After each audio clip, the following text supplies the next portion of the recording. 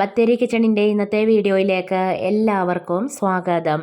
ഇന്നലെ പള്ളിയിൽ പോകുമ്പം എടുത്ത വീഡിയോയാണ്. നല്ല കോടയായിരുന്നു കേട്ടോ. കോടയുള്ള സമയത്ത് കാണാനൊരു പ്രത്യേക ഭംഗിയല്ലേ.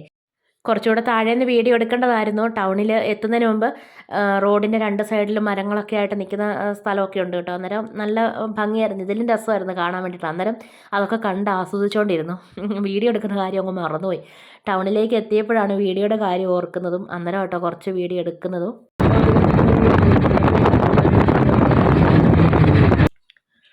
ഉരുളക്കിഴങ്ങ് മപ്പാസ് വെക്കാൻ വേണ്ടിയിട്ട് സവാളയും ഇഞ്ചിയും വെളുത്തുള്ളിയും പിന്നെ പച്ചമുളക് കറിവേപ്പില എല്ലാം കൂടെ ഒന്ന് വഴറ്റിയെടുക്കുവാണ്. എണ്ണ ഒഴിച്ചിട്ടുണ്ട്. എല്ലാം ചെറുതായിട്ട് അരിഞ്ഞെടുക്കണം.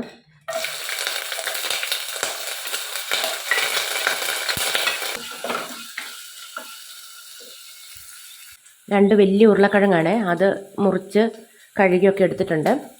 ഉരുളക്കിഴങ്ങ് വെള്ളത്തിലിട്ട് വെച്ചാൽ മതി, അന്നേരം കറുത്ത് പോകത്തില്ല. അപ്പോൾ ഞാൻ ഈ ഉരുളക്കിഴങ്ങ് ഇനി ഇട്ട് കൊടുക്കുവാണ്. എന്നിട്ട് ഒരു 20 മിനിറ്റൊക്കെ സമയം എടുത്തിട്ട് നന്നായിട്ടെല്ലാം വഴറ്റിയെടുക്കണം. ഉരുളക്കിഴങ്ങിൻ്റെ കളറൊക്കെ ഒന്ന് മാറി ഉരുളക്കിഴങ്ങ് പകുതിയോളം ഒന്ന് വെന്തും വരണം.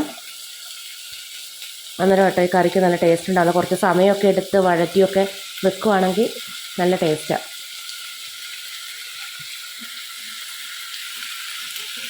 പിന്നെ തേങ്ങാപ്പാൽ ഒഴിച്ച് വെക്കാം, പിന്നെ അതുമല്ലെങ്കിൽ തേങ്ങ അരച്ച് വെക്കാം. ഞാനിപ്പോൾ തേങ്ങ അരച്ച കേട്ടോ വെക്കുന്നത്. ഇനി ഇത് ഇടയ്ക്കിടയ്ക്ക് ഇളക്കി കൊടുത്തിട്ട് നന്നായിട്ടൊന്ന് വഴറ്റിയെടുക്കട്ടെ.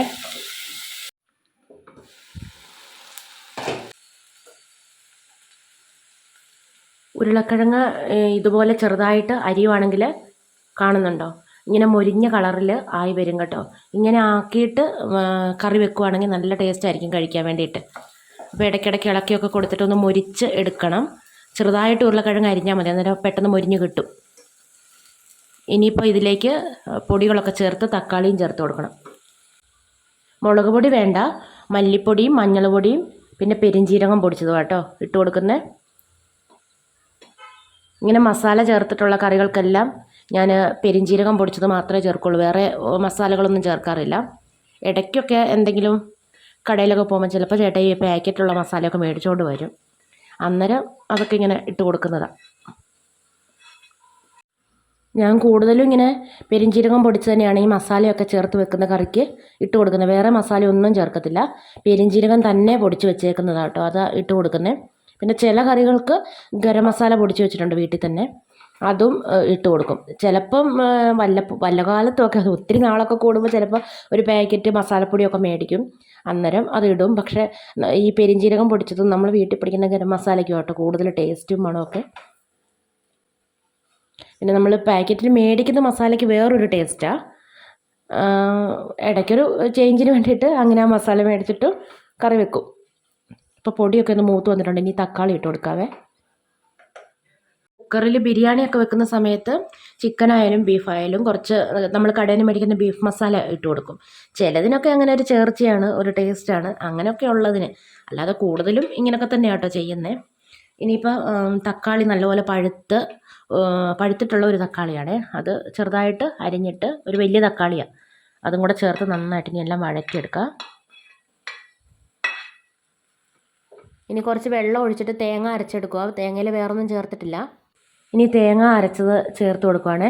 പെരിഞ്ചീരകം ഞാൻ പൊടിച്ചത് ചേർത്തിട്ടുണ്ടല്ലോ, പെരിഞ്ചീരകം പൊടിച്ചത് ഇരിപ്പില്ലെങ്കിൽ തേങ്ങയുടെ കൂടെ പെരിഞ്ചീരകവും കൂടെ കൂട്ടി അരച്ചാൽ മതി. ഇനി മിക്സിയുടെ ജാറ് കഴുകിയിട്ട് കുറച്ച് വെള്ളവും കൂടി ഒഴിച്ച് ഒന്ന് തിളപ്പിച്ചെടുക്കുക ചെയ്യുന്നത്. പാകത്തിനുള്ള ഉപ്പൊക്കെ ഇട്ട് കൊടുക്കുന്നുണ്ട്. തേങ്ങാപ്പാൽ ഒഴിച്ചാൽ വെക്കുന്നതെങ്കിൽ തലപ്പാൽ ഒഴിച്ചിട്ട് അപ്പം തന്നെ തീ ഓഫ് ആക്കുകട്ടോ ചെയ്യുന്നത്. തിളപ്പിക്കത്തും ചൂടാക്കത്തും ഒന്നുമില്ല. ആദ്യം ഇടാൻ മറന്നുപോയ സർവ്വസുഗന്ധിയുടെ ഇലയും പിന്നെ മല്ലിയിലയൊക്കെ ഞാൻ ലാസ്റ്റ് ഇട്ടിട്ടുണ്ടായിരുന്നേ. അപ്പത്തിനൊക്കെ കൂട്ടാൻ വേണ്ടിയിട്ടാണെങ്കിൽ ഇങ്ങനെയാണ് വെക്കുന്നത്. ഇനിയിപ്പോൾ ചോറിനൊക്കെ ആണെങ്കിൽ നമുക്ക് കുറച്ചുകൂടെ എരിവൊക്കെ ഉള്ളതല്ലേ ടേസ്റ്റ്, അന്നേരം കുറച്ച് മുളക് പൊടിയും കൂടെ ചേർത്താണ് ഉണ്ടാക്കുന്നത്.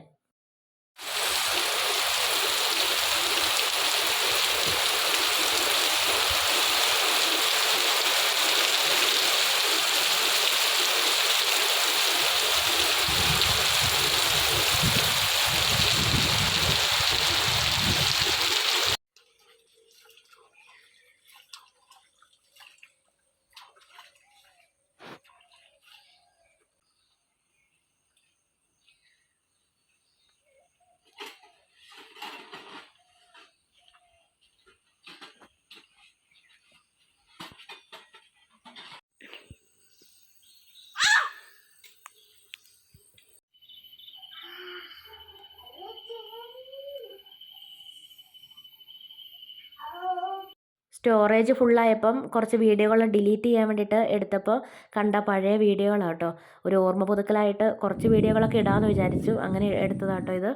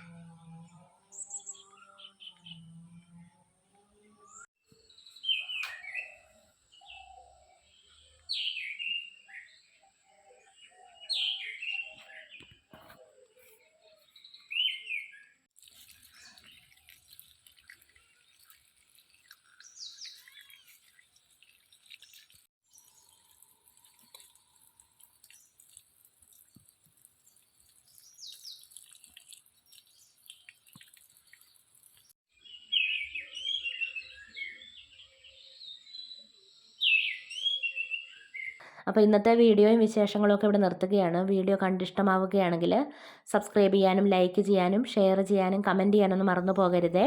നാളെ പുതിയൊരു വീഡിയോയുമായി നമുക്ക് വീണ്ടും കണ്ടുമുട്ടാം.